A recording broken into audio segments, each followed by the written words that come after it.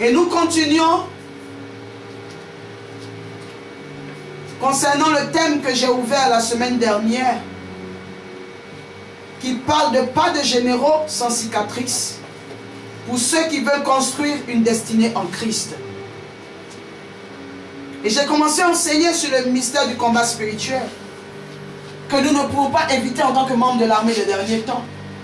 Et j'ai donné des stratégies de prière à partir du mystère du AER, qui est la capacité que nous devons avoir d'amortir les chocs qui viennent parce que nous sommes des soldats, d'encaisser et de riposter contre le camp de l'ennemi. Et j'ai parlé encore de la semaine dernière des deux groupes importants et existants dans nos vies. J'ai parlé du groupe des amis et du groupe des ennemis. Et j'ai expliqué que dans la réalisation de nos destinées prophétiques, personnelles et individuelles, nous avons ces deux catégories dans nos vies qui ont des rôles prépondérants à jouer. Le groupe des amis et le groupe des ennemis. Et j'ai expliqué que nos amis jouent 4 rôles dans nos vies. Ils nous consolent, ils nous réconfortent, ils nous édifient et ils nous encouragent. Mais nos ennemis sont utilisés pour notre élévation. Une personne se dira, mais pourquoi ce ne sont pas les ennemis qui sont utilisés pour l'élévation? Mais parce que Dieu veut prouver à une personne, ou même au camp des ténèbres, que même si 10 000 sont ligués contre un enfant de Dieu, ils ne peuvent pas empêcher la prophétie que Dieu a déclarée sur cette personne. Amen. Et j'ai parlé de la destinée royale de David qui était cachée dans sa vie comme un berger insignifiant, mais qui s'est révélé pas une destinée royale parce qu'il s'est assis sur le trône, et qui s'est révélé au travers du mystère du guerrier en lui, parce qu'il a renversé Goliath, c'est qu'il a introduit au palais. Et j'ai expliqué que Dieu a utilisé Goliath pour afficher David. David serait resté berger insignifiant tant qu'il avait des amis bergers, tant qu'il avait des personnes qui le comprenaient. Dieu l'a fait sortir de la bergerie parce qu'il voulait emmener son nom, donc sa renommée, au-delà des frontières. Lorsque vous traversez des combats trop rudes et que vous comprenez ce que Dieu veut faire dans vos vies, vous finirez par avoir une renommée qui dépassera les frontières. J'ai encore parlé du mystère de la plateforme, parce que Dieu dit dans le livre de Luc 20, versets 42 à 43, qu'il utilisera nos ennemis comme marchepied sous nos vies. Et j'ai expliqué que toutefois que tu comprends que tu ne dois pas avoir peur de tes ennemis et tu ne dois pas les laisser dominer ta vie, tu les utilises comme un marchepied. Ils deviennent une plateforme pour ton élévation, une plateforme pour ta percée. Une personne qui n'a pas d'ennemi est suspecte. Cela ne veut pas dire que nous devons aimer les problèmes et en créer. Cela ne veut pas dire que nous devons provoquer des situations qui nous donneront forcément des ennemis. Non. Mais lorsque vous avez des ennemis sans raison, je comprends que Dieu veut faire quelque chose avec vous. Amen. Alors à vous aussi de comprendre en tant que membre de l'armée des derniers temps que l'Esprit de Dieu ne permettra pas qu'on vous donne des choses comme des miettes qu'on donne à un chien. Il vous permettra de posséder des territoires même s'ils sont occupés ou même si c'est dans un environnement hostile. Alléluia. Amen. Et aujourd'hui, je vais développer la deuxième catégorie dont j'ai parlé la fois dernière, le jeudi dernier, à l'émission Sondons les Écritures, qui est la catégorie des ennemis. Vos ennemis sont des facilitateurs de votre destinée. Vous vous dites, mais comment est-ce que mes ennemis peuvent être des facilitateurs de ma destinée alors que ce sont ceux-là qui font que depuis je n'avance pas? Vous n'avancez pas parce que vos ennemis sont forts. Vous n'avancez pas parce que vous ne connaissez pas les tactiques de vos ennemis. Ou même si vous les connaissez, vous les sous-estimez, les minimisez, ou vous ne faites pas votre part en tant que membre de l'armée du royaume. Mais lorsque vous allez commencer à recevoir les équipements, la formation nécessaire en tant que guerrier du royaume, pas en tant que civil, vous allez finir par avoir des réactions qui vont prendre une position vis-à-vis de vos ennemis. Je dis, vous allez avoir des réactions qui vont prendre une position. Vos réactions vont commencer à faire un bloc, à empêcher l'ennemi d'avoir accès facilement à vous. Votre manière de prier, votre degré de foi, votre manière d'adorer le Seigneur, de le louer, de s'aimer dans la présence, et surtout de placer votre temps. Votre manière de croire vos prophéties jusqu'à vous battre pour leur accomplissement. Toutes ces dimensions-là ont fini par mettre un mur entre vous et vos ennemis. Une muraille même. Écoutez-moi bien. Lorsque nous lisons le livre d'Esther, Dieu n'a pas changé la destinée de Mardoché par Esther. Parce que Esther était sa cousine, mais surtout son amie. Si on veut parler de catégorie. Esther était sa cousine, mais elle n'était pas son ennemie. Parce qu'il existe des fois, nous avons des frères, des parents, des pères, des mères qui sont nos ennemis, malgré que nous ayons la filiation. Mais Esther était dans la catégorie des personnes qui aimaient Mardoché. Donc elle était son amie. Alors Dieu n'a pas utilisé il n'a pas utilisé Esther pour élever Mardoché. Il a utilisé son ennemi Aman. Alléluia. Dieu n'a pas changé le statut de Mardoché par Esther. Esther ne savait même pas comment introduire Mardoché auprès de son mari, qui était le roi Assyrus ou Artaxerxès. Mais il a fallu que Mardoché ait un ennemi qu'on appelle Aman, qui avait décidé de détruire Mardoché et sa descendance. Cela a été maintenant un moyen que Dieu a utilisé pour honorer Mardoché.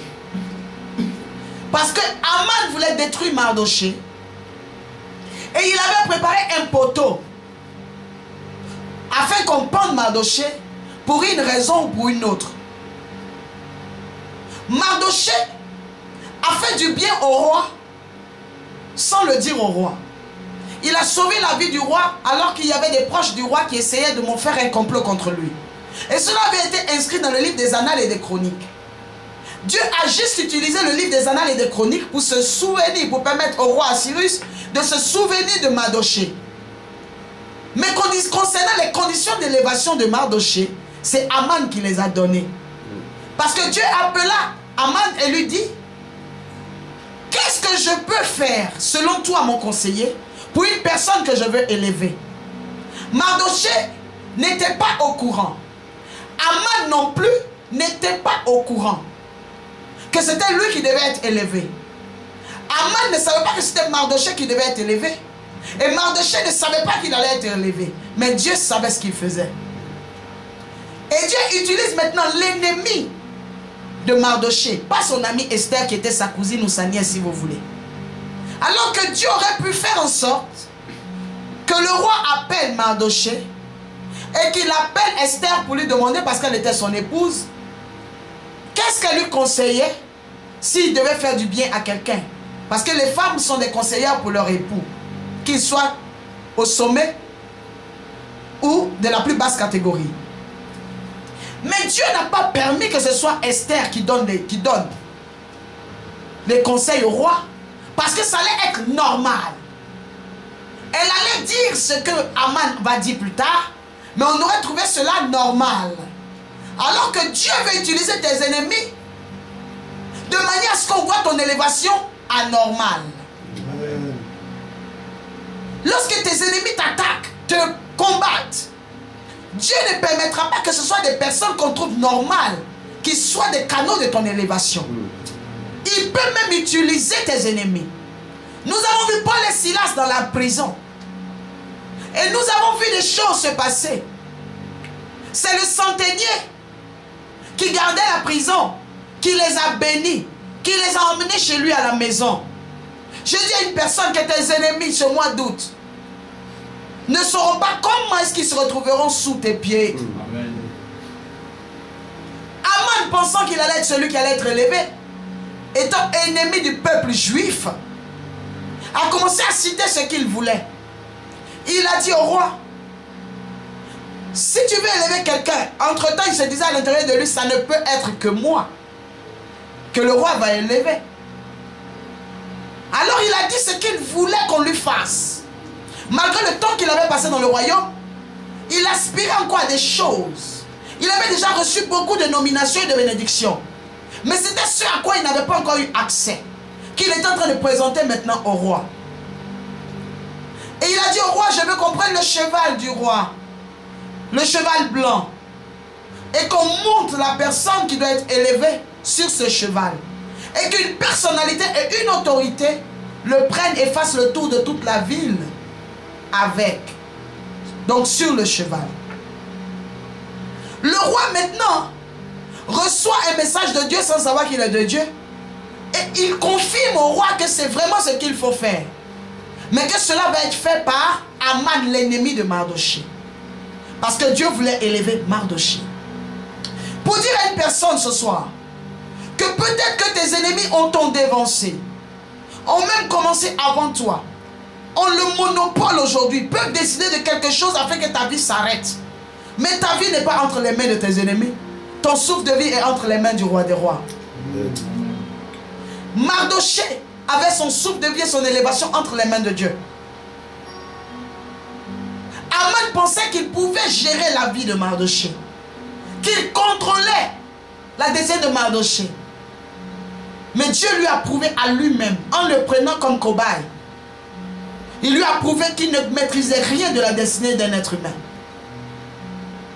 Et tes ennemis peuvent commencer avant toi, comme je le disais tantôt.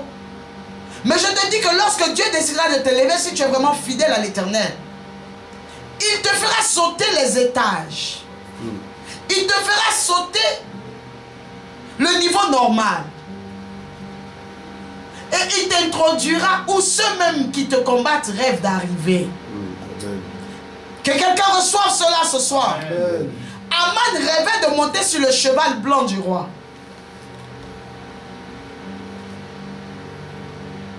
Mais il allait vivre cela, mais en étant le serviteur de celui qu'il avait combattu. Que ce mois d'août soit le mois où tes ennemis deviennent tes serviteurs. Amen. Dis Amen 3 fois. Amen. Amen. Amen. Amen. Amen. C'est mon 3e Amen. Alléluia. Amen. Alors je vous dis que Mardochée n'a pas été élevé par Esther. C'est son ennemi que l'Éternel a utilisé pour l'élever. Il est monté sur le cheval blanc du roi, alors que Aman même, quels que soient les postes qu'il avait occupés, n'avait pas pu monter sur le cheval du roi. Alléluia. Amen. J'ai dit à une personne que ton élévation va surprendre. Amen. On va peut-être dire qu'il faut faire 10 ans avant d'atteindre un grade dans le corps médical ou même dans la police. Mais l'Éternel peut faire des choses, qu'il y ait des nominations extraordinaires, parce qu'il est temps maintenant que tu vives le miracle dans ta vie. Amen. Tu peux même être à la retraite et que tu te retrouves rappelé par un ministère où tu n'as peut-être jamais travaillé officiellement. Mais tu vas te retrouver là-bas parce que Dieu va faire le rappel du temps où l'ennemi t'a privé de ta grâce et de la graisse du bélier. Amen. J'ai dit à une personne, c'est ton temps, c'est ta saison. Amen. C'est pour ça que je t'ai dit au début de mon message que tu n'échoueras pas.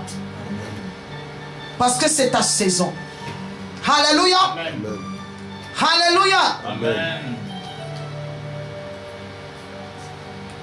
Quelle que soit la place où tu te retrouves, où Dieu t'a mis, Dieu ne peut pas être empêché. Dieu me charge de dire à quelqu'un ce soir que personne ne peut l'empêcher de sortir ses enfants de la souffrance. Amen. Quelle que soit la profondeur d'échec, la profondeur de malédiction, le nombre de fois tu as été renvoyé du travail, depuis le nombre d'années où tu es chômeur, si Dieu veut effacer ton CV parce qu'en fait tu n'en as même pas, Chaque année, tu es chômeur. Mais ton CV qui est rempli de tant d'échecs. Si Dieu veut changer et faire le rappel afin de te bénir, tu peux te retrouver directeur à la tête d'une entreprise parce que simplement tu as le physique de l'emploi. Amen. Simplement tu as le visage qu'il faut. Tu as le thème vocal qu'il faut. Tu peux te retrouver sur une chaîne étrangère de télévision ou de radio en train d'animer une émission alors que tu n'as jamais fait l'école de communication. Dieu va descendre quelque chose sur toi, t'équiper, te rendre capable. Comme il a rendu Joseph capable de devenir ministre de l'économie et des finances alors qu'il n'était qu'un berger. Amen. Que mon Dieu visite la vie de quelqu'un ce soir. Amen. De manière surnaturelle et extraordinaire. Amen.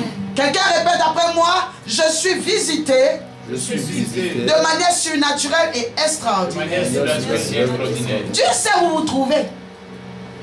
Et je vous prouverai cela dans le livre de 1 Samuel 2, verset 8. 1 Samuel 2, verset 8 dit quoi? De la poussière, il retire l'indigent. De la poussière, il retire le pauvre. Du fumier, il relève l'indigent. Pour les faire asseoir avec les grands. La Bible dit de la poussière, il retire le pauvre. Le pauvre, c'est une catégorie. La Bible dit du fumier, il retire l'indigent. L'indigent est plus pauvre que le pauvre. Parce que là, il devient un mendiant. Le pauvre peut avoir un toit sur sa tête, mais que son toit soit par exemple une case. Mais l'indigent même n'a pas de toit. N'a même pas de case où dormir. Le pauvre peut manger le même repas pendant un mois. Mais l'indigent n'a même pas un menu où il y a un seul repas. En fait, quand on parle de menu, il y a plusieurs repas. Mais comme les Ivoiriens sont habitués à un certain langage, c'est pour ça que je dis qu'il n'y a même pas un menu. Sinon, quand on parle de menu, c'est qu'il y a déjà plus d'un plat. Le pauvre, il peut dire aujourd'hui que je vais manger la farine, mais je vais utiliser la farine en cabato, par exemple. Après, il va faire moudre la farine pour en faire de la bouillie, même si c'est sans sucre. Donc, c'est quand même un menu. Même s'il n'a qu'un seul élément de base qui est la farine. Mais l'indigent n'a même pas l'élément de base qu'on appelle le maïs ou la farine. Alléluia. Amen. Mais Dieu dit, malgré que ces deux catégories existent, et que la disette qui arrive à l'indigent, c'est l'effet chaotique même. C'est le summum ou la profondeur même de la pauvreté. De la misère maintenant. Là, c'est la misère. Mais Dieu nous dit, écoutez-moi bien, que de la poussière, il retire le pauvre. C'est-à-dire que le pauvre, il a juste de la poussière, il suffit qu'on le secoue un peu afin que son statut change. Mais quand on te parle du fumier, là, c'est-à-dire que ce qui est posé sur cette personne-là est un lourd fardeau. Cette personne a un lourd passé d'échec. Maintenant, il est indigent. Mais malgré ton lourd passé, l'Éternel dit qu'il a la capacité de te faire sortir. C'est pour cela que je vous ai dit tantôt que Mardoché avait une position parce qu'il était à l'entrée de la porte de la ville. Ce sont les mendiants qui s'asseyent à l'entrée des portes de ville. Pas des personnalités, pas des autorités. Mais Dieu a frayé un chemin, sans passer par Esther, pour introduire Mardoché dans le cœur du roi. J'ai dit à une personne, Dieu va t'introduire. Ce mois d'août, il t'introduira dans le cœur du roi. Amen. Le roi, c'est celui qui peut changer ta vie d'un coup. Amen. Le voisin, la connaissance ou même le président qui peut changer ta vie du jour au lendemain. Amen. Changer ton statut.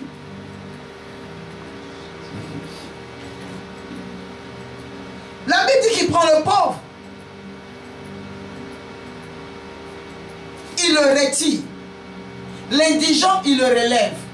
Lorsqu'on dit qu'on retire, c'est-à-dire que ce qu'on veut retirer peut être bien placé, mais on prend ça d'un lieu à un autre. Écoutez-moi bien. Il dit de la poussière, il retire le pauvre. Mais du fumier, il relève l'indigent. Le pauvre peut avoir encore la capacité de marcher, parce qu'il est peut-être à genoux, mais il n'est pas encore tombé. Mais quand on parle de relèvement, ça veut dire qu'on parle d'une personne qui est complètement par terre. Tes affaires peuvent être par terre aujourd'hui. Tu peux ne plus rien avoir. Tu ne sais même pas comment les choses vont se passer. Tu es en plein procès parce que tu dois, alors que tu investis dans une entreprise maintenant qui te redonne des problèmes. Tu sens même que tu vas finir de faire pas faire la prison. Mon Dieu peut te relever. Amen. Il peut changer le cours de la situation et de l'histoire. Mardochée était à 2 doigts d'être tué par les Perses parce qu'un édit avait été donné.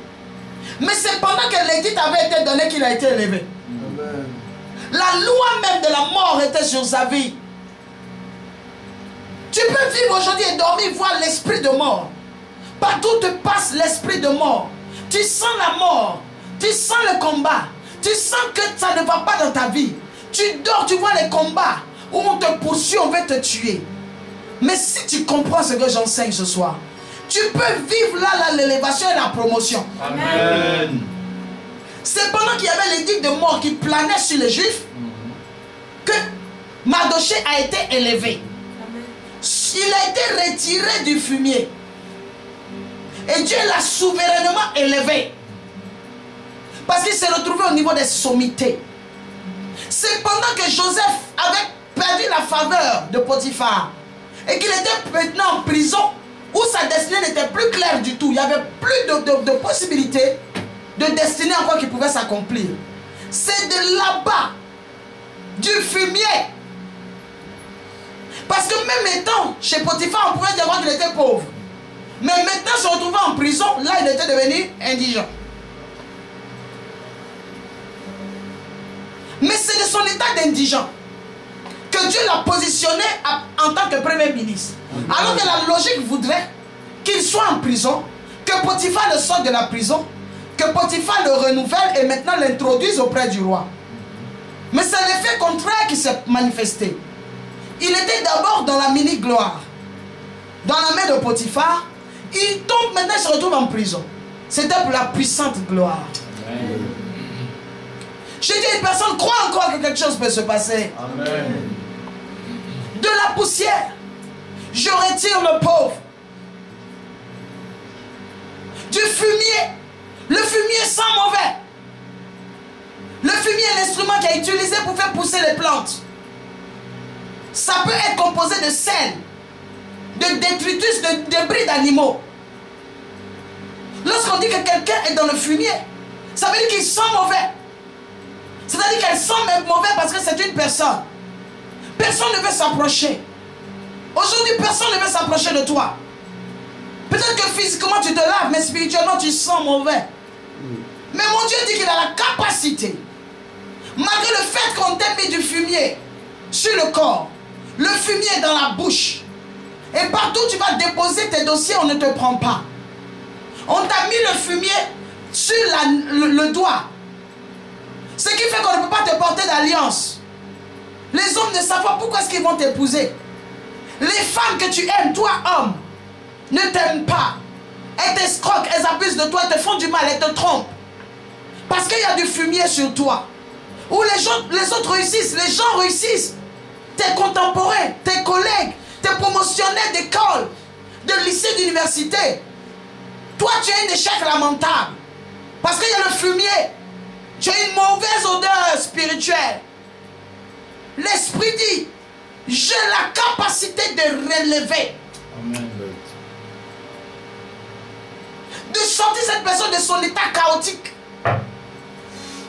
Sortir une entreprise de son état de détresse. Sortir un enfant qui vit dans une maison où il n'y a que la sorcellerie. Il n'y a que les ténèbres. Il n'y a que l'échec. Il dit, j'ai la capacité, moi Dieu, de retirer le pauvre de la poussière et de relever l'indigent du fumier. Et il dit, c'est deux catégories. Que la personne soit dans un état pas très terrible ou comateux, ou que la personne même soit complètement détruite. Il dit, lorsque je retire ce genre de personnes, ce n'est pas pour que leur état reste le même. Il dit dans le livre de 1 Samuel 2, verset 8, il dit, je les retire et c'est pour les faire asseoir Lorsqu'on dit pour, c'est un projet qui est caché derrière. Il dit, je retire le pauvre de la poussière. Je relève l'indigent du fumier. Mais il ne dit pas pour le faire asseoir. Il dit pour les faire asseoir. Alors je dis à une personne ce soir que Dieu est en train de retirer ou de relever comme moi. Je dis à une personne ce soir, Dieu est en train de te retirer ou de te relever comme moi. Mais après ce relèvement ou ce retirement, ça ne sera pas pour que notre condition reste la même. Ça ne sera pas pour que nous soyons encore influencés par les forces des ténèbres. Ça sera maintenant pour une assise, pour une stabilité et un équilibre. Il dit dans le livre de 1 Samuel 2 verset 8, je retire le pauvre de la poussière. Du fumier, je relève l'indigent pour les faire asseoir. Mais à la table des grands. C'est pour cela que David dit, tu dresses une table entre moi et mes ennemis, entre moi et mes adversaires. C'est la table que l'Éternel dresse, où il nous met en face de nos ennemis et nos adversaires. Amen. Afin qu'ils acceptent notre nouvel état. Il dit, tu oindules ma tête et ma coupe déborde. Lorsque le Seigneur sait que tu avais une mauvaise odeur, il oinduit ta tête pour retirer cette odeur. L'onction a la capacité, le rhéma a la capacité, la révélation cachée au travers des versets et la parole de Dieu ont la capacité de changer l'atmosphère d'une personne, changer son odeur, changer son conditionnement. La Bible dit qu'il y avait une piscine qu'on appelait la piscine de Bethesda. Des malades étaient autour. Un ange venait de temps en temps remuer l'eau. Il venait changer l'atmosphère afin que quelque chose se passe. Je dis que ce mois d'août, c'est un mois de changement d'atmosphère. Lorsque l'Esprit de Dieu est venu, Jésus lui a dit, lève-toi et marche.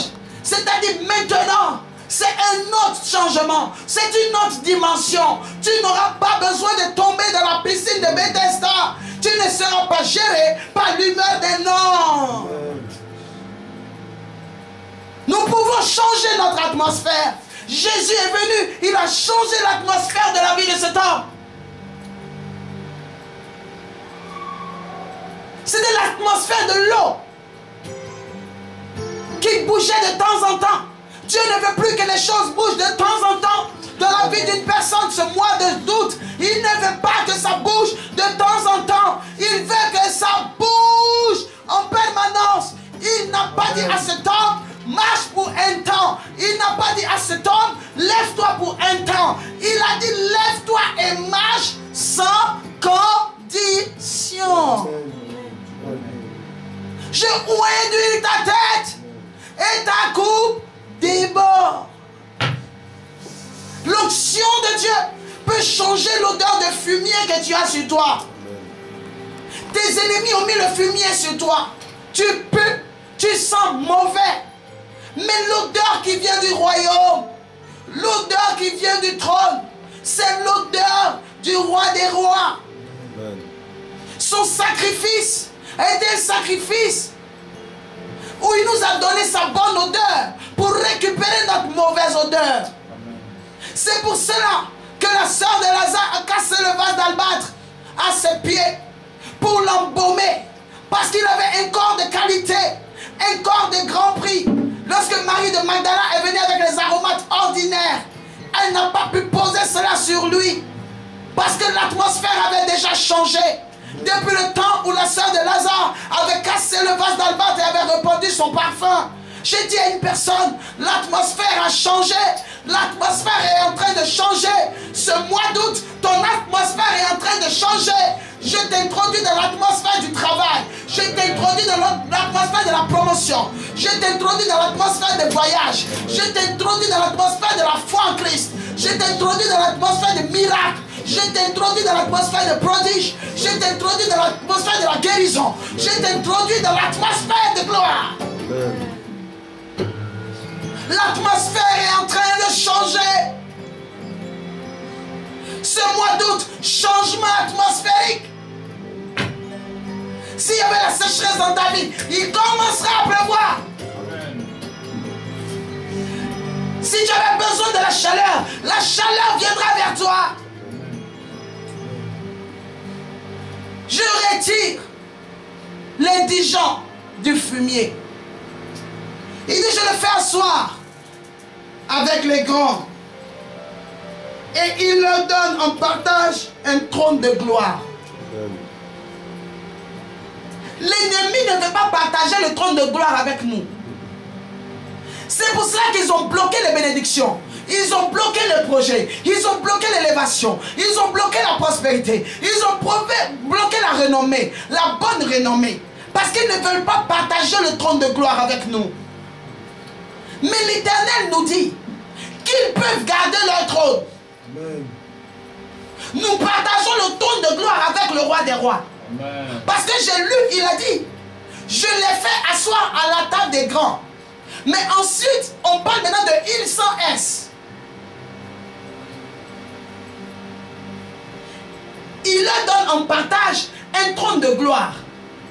Alors qu'on a parlé de il avec S. Ça veut dire que le seul qui a un trône, au-dessus de tous les trônes, c'est Jésus-Christ. Si les gens ne veulent pas partager leur trône, nous ne voulons pas du trône de la sorcellerie. Nous ne voulons pas du trône des forces des ténèbres. Nous ne voulons pas du trône des occultistes. Nous voulons prendre le trône, partager le trône, c'est-à-dire rentrer dans la gloire avec Jésus. La vie d'une personne change ce soir. Changement d'atmosphère, l'Esprit me dit. Il dit, mois d'août, je changerai l'atmosphère d'une personne. Il dit, Father, dis à ceux qui t'écoutent que ce mois d'août, je changerai l'atmosphère d'une personne.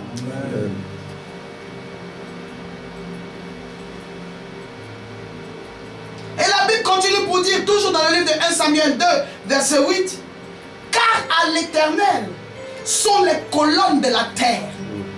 Alors nous voyons que la terre même est posée sur des piliers et des fondements que Dieu a installés. Ils sont invisibles. Ces fondements, ces colonnes qui sont des piliers qui font que la terre ne se renverse pas et ne tombe pas, sont des piliers que Dieu maîtrise. Mais c'est parce qu'il maîtrise ces choses qu'il sait qu'il peut retirer une colonne et que l'ennemi tombe. Et s'il a décidé de fortifier une colonne et qu'il te positionne vers cette colonne et que ton trône est positionné vers cette colonne, personne ne peut faire tomber la colonne de Dieu. La colonne élevée. Et il fait de toi une personne ce soir, une colonne de gloire. Sur la colonne on s'appuie. La colonne soutient. Une personne ce soir devient un instrument de gloire et d'élévation entre les mains du roi des rois. Amen. Il dit, je change l'atmosphère. Il me dit, faveur, ce mois d'août, c'est le mois où je changerai l'atmosphère dans les moindres détails. Amen.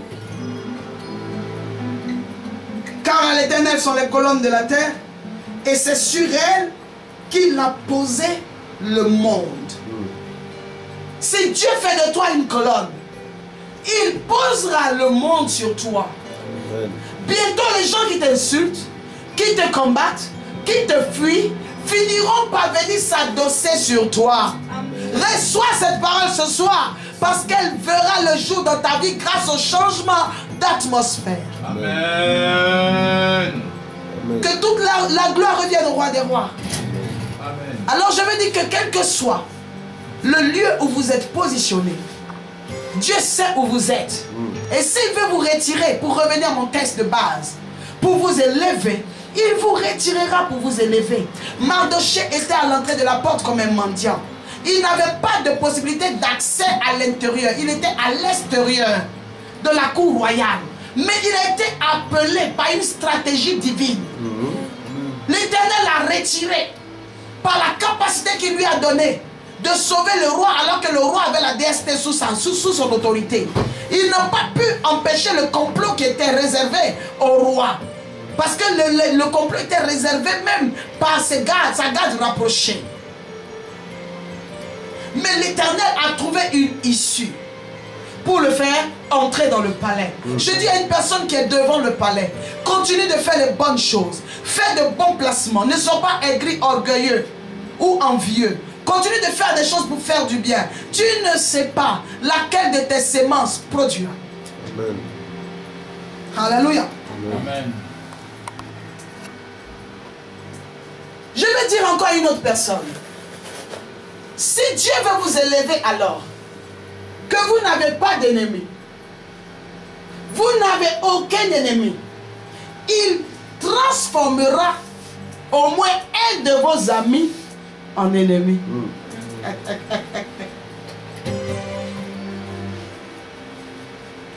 Si Dieu ne trouve pas d'ennemis autour de vous, il va transformer un de vos amis en ennemi. C'est pour cela que vous voyez qu'il y a des gens qui vous font des choses que vous n'arrivez pas à comprendre. Parce que vous avez besoin, dans le domaine dans lequel Dieu veut vous élever, d'un ennemi. Vous avez besoin. Nous prenons le livre de Genèse 39, versets 5 à 15.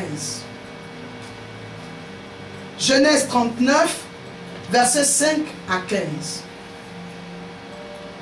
Dès que Potiphar lui établit sur sa maison et sur tout ce qu'il possédait, on parle de Joseph, l'Éternel bénit la maison de l'Égyptien à cause de Joseph. Et la bénédiction de l'Éternel fut sur tout ce qui lui appartenait, soit à la maison, soit au champ. Alors il abandonna aux mains de Joseph tout ce qui lui appartenait, et il n'avait avec lui d'autre soin que celui de prendre sa nourriture. Or Joseph était beau de taille et de figure. La Bible dit que lorsque Joseph est rentré dans la maison de Potiphar, à cause de la présence de Joseph, l'atmosphère de la maison de Potiphar a changé. Parce que l'Éternel était avec Joseph. Donc sa présence dans la maison de Potiphar, qui n'était pas quand même un malheureux, sa condition s'est multipliée. On précise même que ça se passait à la maison et même en dehors de la maison où il avait ses champs. Sa récolte montait. Mais nous pouvons voir aussi la présence d'une personne dans une maison et la bénédiction rentre. Donc Joseph était aimé par Potiphar. Alors que Potiphar allait vouloir maîtriser Joseph afin qu'il devienne comme son joujou, comme son fétiche. Parce qu'il était conscient que c'est depuis que Joseph était rentré dans la maison que tout avait commencé à se multiplier. Alors il n'aurait jamais accepté que Joseph parte parce qu'il savait que Joseph allait partir avec son atmosphère. Donc il a commencé à aimer Joseph et à faire en sorte que Joseph reste à l'aise dans la maison. Il a commencé à tout lui donner. Je veux dire à une personne aujourd'hui qui ne veut pas quitter un lieu, malgré le fait qu'il y ait du mysticisme ou que malgré le fait que la prophétie de cette personne ne s'accomplisse pas, la personne veut rester là. Dieu va te provoquer un ennemi là-bas. Parce que la prophétie de Joseph n'était pas d'être un larbin. Mais c'était de devenir un homme établi sur des nations. Alors il fallait qu'il se retrouve dans l'atmosphère des rois et des gens des nations. Potiphar aimait Joseph, mais ce n'était pas intérêt, mais il aimait. Il le prenait bien. Donc Joseph ne pouvait pas rentrer dans sa destinée prophétique. Parce que je vous ai dit que les amis encouragent, les amis consolent, ils réconfortent, ils édifient. Mais ils ne servent pas l'élévation. Potiphar était devenu un ami de Joseph. Il allait le consoler, l'encourager, l'édifier et le réconforter. Mais il ne pouvait pas l'aider à évoluer. Parce que lui, il utilisait l'atmosphère de Joseph pour prospérer. Donc Dieu, maintenant à partir du verset 7, nous dit qu'après ces choses, il arriva que la femme de son maître porta les yeux sur lui et dit, couche avec moi. Il refusa et dit à la femme de son maître, voici, mon maître ne prend avec moi connaissance de rien dans la maison. Et il a remis entre mes mains tout ce qui lui appartient. Il n'est pas plus grand que moi dans cette maison. Et il ne m'a rien interdit, excepté toi parce que tu es sa femme. Comment ferais-je un aussi grand mal et pécherais contre Dieu? qu'elle parla tous les jours à Joseph, il refusa de coucher auprès d'elle, d'être avec elle. Un jour qu'il était entré dans la maison pour faire son ouvrage et qu'il n'y avait là aucun des gens de la maison, elle le saisit par son vêtement en disant « Couche avec moi ». Il lui laissa son vêtement dans la main et s'enfuit au dehors. Lorsqu'elle vit qu'il lui avait laissé son vêtement dans la main et qu'il s'était enfui dehors, elle appela tous les gens de sa maison et dit « Voyez, il nous a emmené un hébreu pour se jouer de nous. Cet homme est venu vers moi pour coucher avec moi, mais j'ai crié à haute voix. Et quand il a entendu que j'élevais la voix et que je criais, il a laissé son vêtement à côté de moi et s'est enfui dehors. » Puisque Joseph parle maintenant à la femme de Potiphar qui commence à le courtiser. Il lui dit non, il n'y a rien qui est établi au-dessus de moi dans cette maison. Même Potiphar n'est pas établi au-dessus de moi malgré qu'il soit le maître de la maison. Mais il m'interdit seulement toi. Alléluia. Amen. Mais la femme de Potiphar a été transformée comme ennemie. Afin que Joseph puisse avancer vers sa destinée prophétique. Amen. Il fallait qu'il y ait un délit. Il fallait qu'il y ait une raison qui fasse en sorte qu'il se retrouve dans le même système que les chansons et les panetiers. Il n'y avait que la prison. Je dis à une personne même ce soir, la prison que les chansons et les panetiers ont fait, les chansons et les panetiers n'avaient aucun problème. C'est un problème qui a encore été créé par Dieu pour régler le problème de Joseph. Il y a toujours des gens que Dieu sacrifie pour élever ses enfants. Le panetier, paix à son âme, a été une victime, comme il y a eu 3000 enfants qui sont morts pour Moïse, 3000 ou 5000 enfants qui sont morts pour Jésus. Pour Joseph, il n'y a eu qu'un panetier. Alléluia. Amen. Alors je vous dis que si Dieu veut vous élever, qu'il ne trouve pas un ennemi autour de vous, il transformera votre ami en ennemi et ce dernier deviendra plus dangereux qu'un ennemi ordinaire. La femme de Potiphar est devenue plus dangereuse même qu'un homme qui est contre un autre homme. Elle a fait très fort.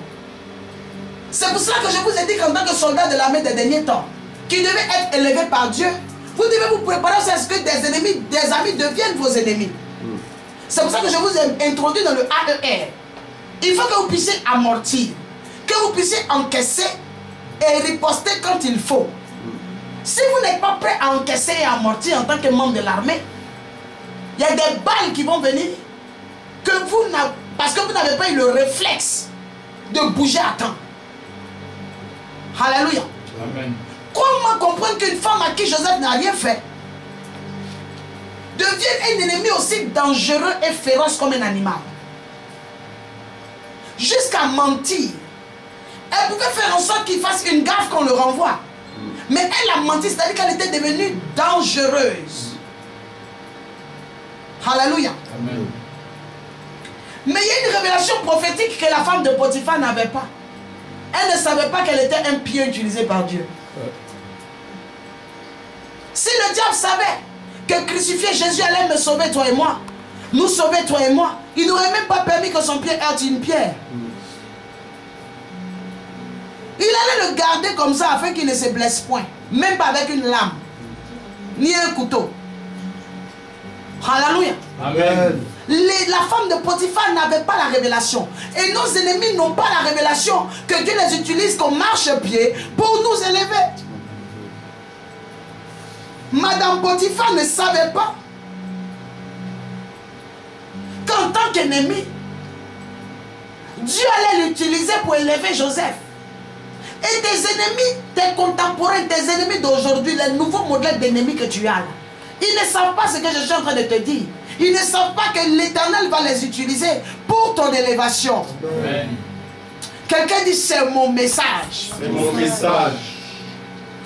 La femme de Potiphar ne savait pas que Dieu l'utilisait pour changer le statut de Joseph. Amen. Tes ennemis ne savent pas que ce qu'ils sont en train de faire est en train de te mettre maintenant dans la foi. C'est ce qui fait que tous les jeudis tu m'écoutes de 20h à 22h. C'est ce que tu traverses. Ils auraient dû te laisser en train d'écouter des messages qui endorment. Mais le fait qu'ils te combattent t'emmène maintenant à chercher la parole partout.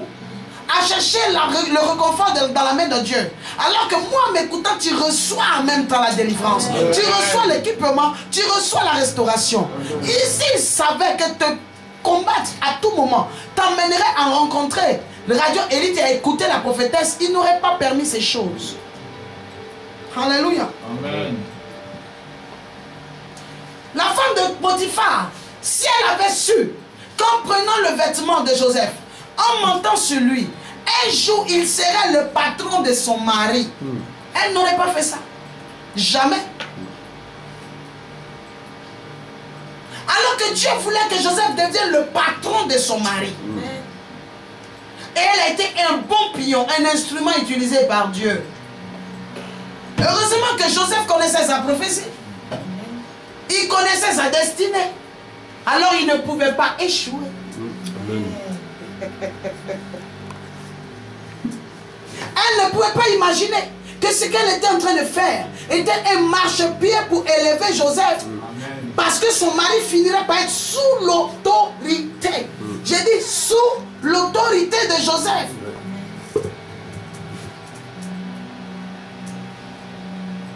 Joseph qui était son esclave. Elle n'imaginait pas qu'il serait devenu son patron. Alléluia. Amen. Pour dire à une personne ce soir que tu dois accepter, te préparer à encaisser, tu dois amortir et te préparer à la riposte. Lorsque la femme de Potiphar a créé des problèmes à Joseph, il a riposté, vous savez comment? En les oubliant, en se concentrant sur ces nouvelles connexions. Lorsque des gens te trahissent, oublie-les. Mets-les aux archives. Deviens un vrai archiviste, mais pas un archiviste documentaliste. Parce que si tu deviens archiviste documentaliste, tu vas te souvenir d'eux. Parce que tu vas retourner dans le passé. Mais tu les mets aux archives et tu mets la clé, je ne sais pas où, mais tu peux même mettre ça dans les toilettes et tirer la chasse d'eau. Parce que ça n'empêchera pas Dieu de t'élever. La femme de Potiphar venait elle-même de sortir du film de la vie glorieuse de Joseph. Il y a des gens qui sont transformés en ennemis. Tes amis d'hier qui sont devenus tes ennemis d'aujourd'hui. Mais ils ne savaient pas que ta vie future serait un futur glorieux. Et tu étais dans un anonymat assez triste quand tu les connaissais. Il a fallu que ceux-là même sortent de ta vie pour que tu commences à voir clair. Il y a des gens qui doivent sortir de nos vies afin que nous puissions commencer par voir clair dans notre propre vie. Parce que Joseph était peut-être allé chez Potiphar, mais il ne voyait pas clair dans sa vie. C'est Potiphar qui voyait clair dans sa propre vie. Potiphar avait la gloire. Il vivait l'élévation dans sa maison et les maisons alentour. Mais il n'était d'aucune utilité par rapport aux prophéties de Joseph. Potiphar même n'avait même pas accès au pharaon facilement.